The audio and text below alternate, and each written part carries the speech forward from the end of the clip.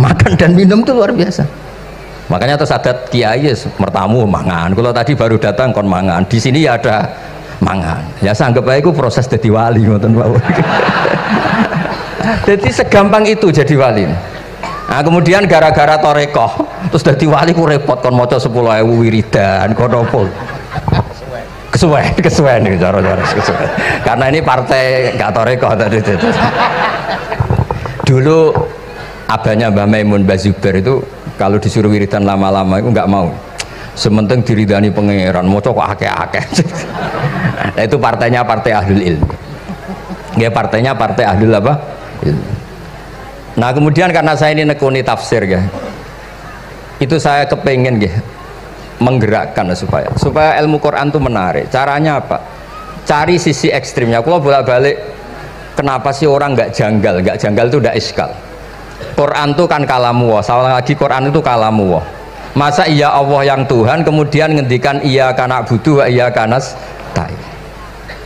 Kepadamu aku menyembah. Masa Allah ngendikan gitu pada kekasihnya Nabi Muhammad. Padahal Allah itu al-ma'bud bukan abid. Allah yang disembah bukan yang menyembah. Semua ahli tafsir, saya bukan bilang sebagian, semua ahli tafsir pasti ngendikan begini. Wa yuqaddaru qabla qaulihi ta'ala iyyaka na'budu qulu. Sebelum iyyaka na'budu itu ada kata yang disimpan yaitu qulu. Jadi iyyaka na'budu itu betul ngendikane Allah, cuma sudah dikasihkan Jibril kepada umatnya Rasulullah. Jadi Jibril bilang gini ke Rasulullah Muhammad, Muhammad kul iyyaka na'budu. Kemudian Nabi juga bilang ke umatnya qulu iyyaka na'budu. Jadi ini kalamu Allah yang sudah milik kita. Nah berhubung milik kita, kita sah mengatakan iya karena bukti. Karena kalau tidak janggal, masa iya Allah berdoa ihdinas siratal mustaqim, tunjukkan kami jalan yang benar. Lah kalau ihdinas siratal mustaqim kalamu Allah berarti kan Allah yang berdoa. Nah sehingga semua tafsir bilang sama. Wa yuqaddaru qabla qauli ihdinas siratal mustaqim qulu. Nah, terus ada mufassir lain bilang jangan mulai iya karena butuh ya semuanya, mulai bismillah, qulu bismillahirrahmanirrahim. Masa iya Allah sendiri yang bilang bismillahirrahmanirrahim.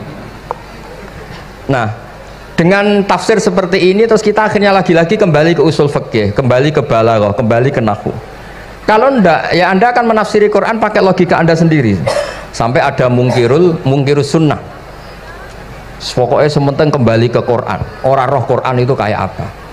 Saya kemarin ngaji di Sedan di daerah saya bilang Sayyidina Umar itu Islam sebelum minta hidayat. Khalid bin Walid ya Islam sebelumnya ya tidak minta hidayat. Nah itu kan janggal. Padahal katanya Quran itu hudal lil muttaqin, petunjuk bagi mereka yang takwa. Padahal tidak ada sabkut takwa untuk Umar. Umar tidak pernah takwa, tapi nyatanya Islam. Bahkan dia masuk ke rumahnya Zaid bin Arqam itu mau bunuh Nabi, mau nyari Nabi, bukan mau Islam. Tapi ketika dengar iparnya membaca Toha ma anzalna alikal Qur'ana litasqa, kemudian dia masuk Islam. Lalu gimana tentang hudalil muttaqin, petunjuk bagi mereka yang takwa?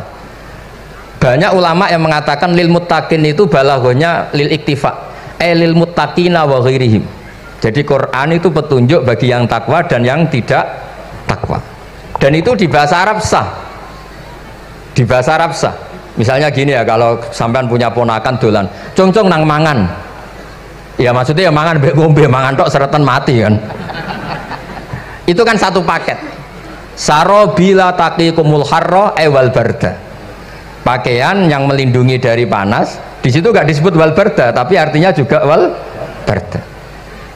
Karena kalau tidak diartikan lil iktifa, nanti Quran itu memberi petunjuk bagi yang sudah muttaqin. Corong doan nguyai segoro, wis takwa kok. Nah ini kita butuh ahli tafsir yang al-usuli. Karena itu yang menjadikan Quran punya kualitas lagi. Seolah lagi punya kualitas lagi. Kalau ndak, Quran tuh kayak biasa-biasa saja, kayak tadi kulu wasrobu kayak dan seterusnya dan seterusnya. Jadi kalau suwun barokahnya hormat sama orang alim kados Ki Akil, Ki Siras dan tenaga keluarga mriki. Orang menghidupkan logika ilmu lagi. Jadi kalau seneng lah nak dalam Gusmus ahli ilmu boten krono niat fakir boten.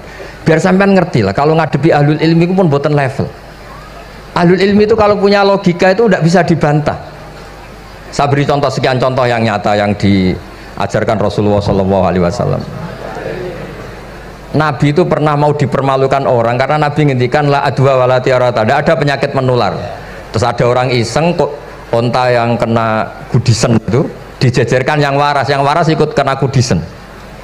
Terus orang ini tanya, ya Rasulullah ini tadi sehat tapi kena onta yang kudisen ikut kudisen. Nabi tanya lagi, faman a'dal awal, yang kudisen pertama ketularan siapa? Wah itu dari Allah ya, maksud saya seperti itu.